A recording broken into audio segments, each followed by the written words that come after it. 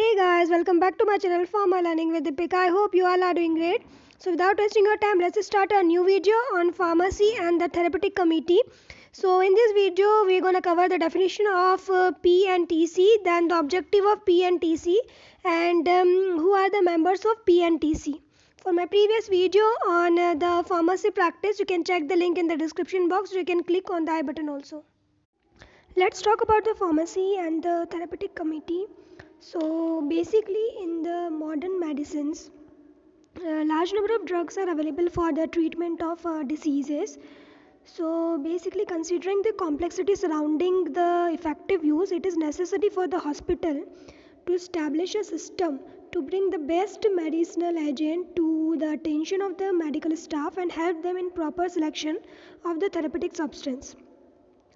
तो जैसे कि आजकल का मॉडर्न एरा तो है, तो कितने सारे मेडिकल एजेंट्स जो है वो अवेलेबल है मार्केट में. तो ये बहुत ही ज़्यादा नेसेसरी बन जाता है किसी भी हॉस्पिटल के लिए to establish the best medicine agent for the treatment of particular patient.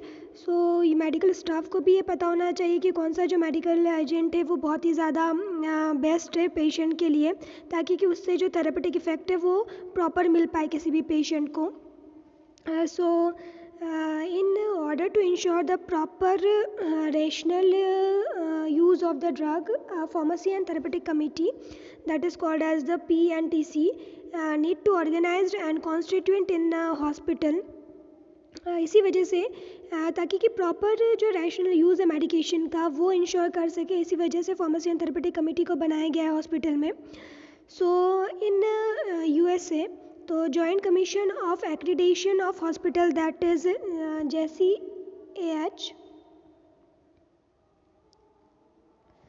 JCAH, it stands for the Joint Commission of Accreditation of the Hospital, as well as ASHP committee, that is your American Society of the Hospital Pharmacist, has recommended use of pharmacy and therapeutic committee.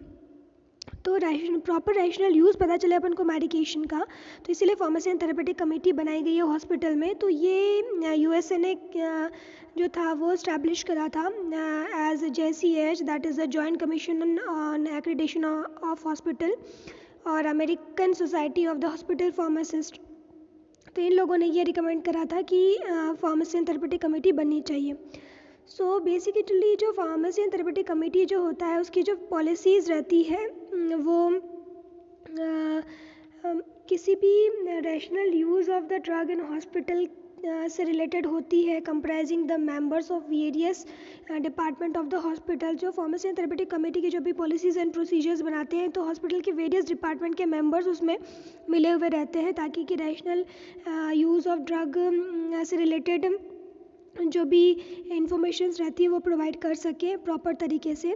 So it is also serve as a means of communication between the health care profession and the pharmacy department. और pharmacy and therapeutic committee जो रहता है basically एक तरीके से जितने भी health care departments रहते हैं और फार्मेसी डिपार्टमेंट रहते हैं उनके बीच में कम्युनिकेशन के लिए रहता है.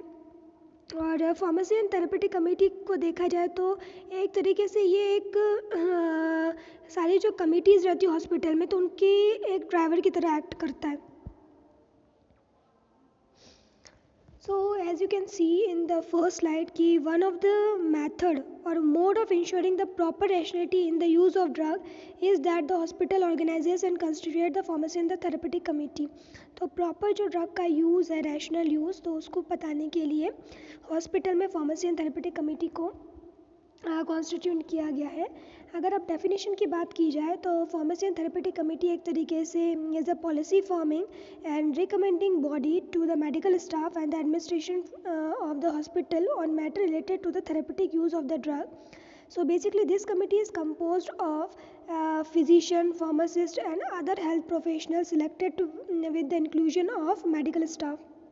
तो जो फार्मेसी एंड थेरेपेटिक कमेटी बनती है तो बेसिकली उसमें फिजिशियंस इंक्लूड होते हैं, फार्मासिस्ट इंक्लूड होते हैं और दूसरे हेल्थ केयर प्रोफेशनल भी इंक्लूड होते हैं, और इसमें मेडिकल स्टाफ के भी कुछ मेंबर्स जो रहते हैं वो इंक्लूड होते हैं. अब ऑब्जेक्टिव्स की बात की जाती है कि क्या ऑब्जेक्टिव है फार्मेसी एंड थेरेपेटिक कमेटी का, तो मेजर 3 रोल प्ले करता है पीटीसी कमेटी। एक होता है एडवाइजरी, दूसरा होता है एजुकेशनल, तीसरा होता है ड्रग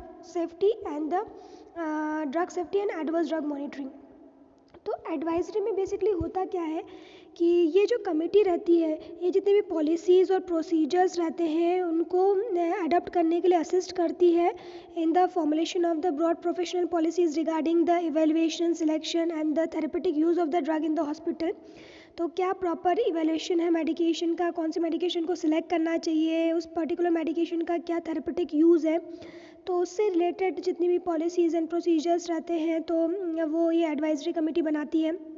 तो basically this committee serves in an advisory capacity to medical staff and hospital administration in all the matters pertaining to the use of the drug including the investigational drug. तो जितने भी investigational drug भी रहते हैं तो उसमें भी ये एक तरीके से एडवाइजरी रोल प्ले करती है।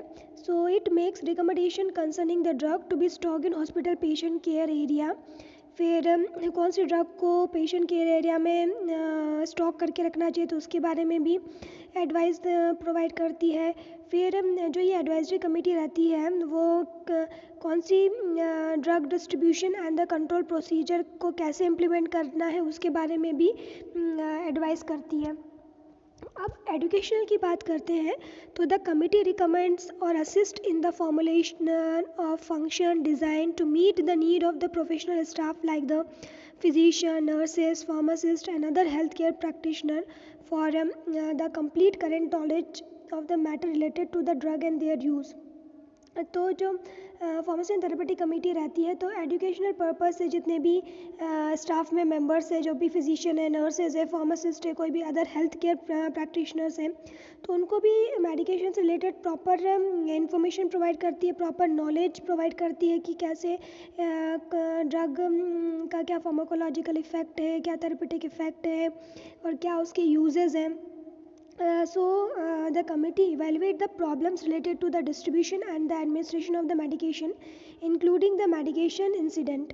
तो basically वो जो एजुकेशनल से रिलेटेड क्या चीज़ें प्रोवाइड करती है कि प्रॉपर आपको कैसे एडमिनिस्ट्रेशन करना है पर्टिकुलर मेडिकेशन को, उस मेडिकेशन से रिलेटेड क्या क्या इंसिडेंट है, क्या क्या एडवर्स ड्रग रिएक्शंस हो सकते हैं, क्या साइड इफ़ेक्ट हो सकते हैं. तो सारी चीज़ों को जितना भी हेल्थ केयर प्रोफेशन में जो भी टीम्स रहती हैं उनको ये सारे एजुकेशन प्रोवाइड करता है. फिर जो भी कमेटी रहती है वो डेवलप करती है और कंपाइल करती है formulary of the drugs and prescription of the formulation accepted for the use in the hospital. तो हॉस्पिटल में जितने भी यूज़ आने वाली फॉर्मलिटीज़ रहती है तो उनको कंपाइल करना, फिर उसके बाद में प्रिस्क्रिप्शंस जो रहते हैं पर्टिकुलर फॉर्मुलेशन से रिलेटेड उनको सब हॉस्पिटल में प्रोवाइड करवाती है. फिर ये कमेटी जो रहती है एक तरीके से इससे क्या होता है कि जो डुप्लीकेशन होता है सेम ड्रग का तो वो डुप्लीकेशन होने से अवॉइड करवाती है. जितने भी ड्रग या drug safety and the cost के बेसिस पे जो डुप्लीकेशन होता है तो उसको मिनिमाइज़ करवाने के में भी हेल्प करती है. और इट ऑल्सो इस्टेब्लिश और plan suitable educational scheme for the hospital professional staff on the matter related to the drug on use. तो ड्रग के क्या यूजेस रहते हैं तो पर्टिकुलर उस पर जितने भी एजुकेशन प्रोग्राम्स रहते हैं, स्कीम्स वगैरह रहती है तो वो इस्टेब्लिश करवाती है. फिर आता है drug safety and the adverse drug monitoring. So basically this function is assign to और taken by the pharmacy and therapeutic committee and it should be continued scheme for existing vigilance. Now composition of the pharmacy and the therapeutic committee. तो जो composition होता है pharmacy and therapeutic committee का तो at least for the composition of pharmacy and therapeutic committee you need 3 physicians from the medical staff and a pharmacist and a representative of the nursing staff. So and a hospital administrator with his or her designated as an ex officio member of the committee of one of the physician may be appointed as a chairman of the PTC committee. Now the pharmacist function usually as the secretary and therefore he is designated as the secretary of the committee.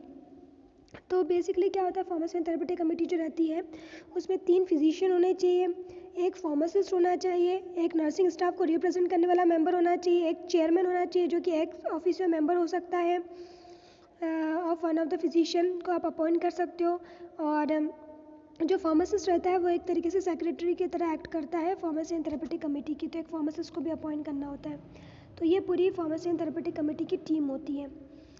जैसे कि आप देख सकते हो कि PTC committee consist of the medical staff, जिसमें कि आपका एक चेयरमैन रहता है जो कि फिजिशियन हो सकता है, को चेयरमैन फिजिशियन हो सकता है, फिर हॉस्पिटल एडमिनिस्ट्रेटर में डायरेक्टर की पोस्ट पे, फिर pharmacist as a secretary, pharmacist में सेक्रेटरी, नर्सिंग स्टाफ और जॉइंट सेक्रेटरी। तो इन लोगों की ज़रूरत पड़ती है।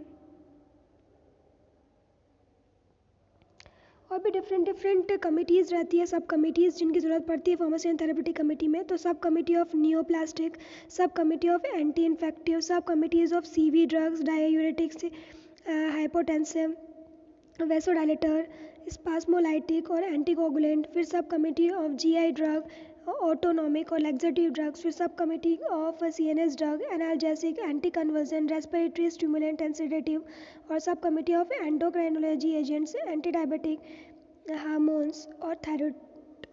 तो ये सारे के लिए आपको सब कमेटीज़ की ज़रूरत पड़ती है फार्मेसी एंड थेरेपेटिक कमेटी में। That's all for today. Thank you for watching. I hope you are liking my videos. If you like my videos, then subscribe to my channel and share my videos as much as you can with your friends and family members. Stay safe and healthy. Bye bye. Take care.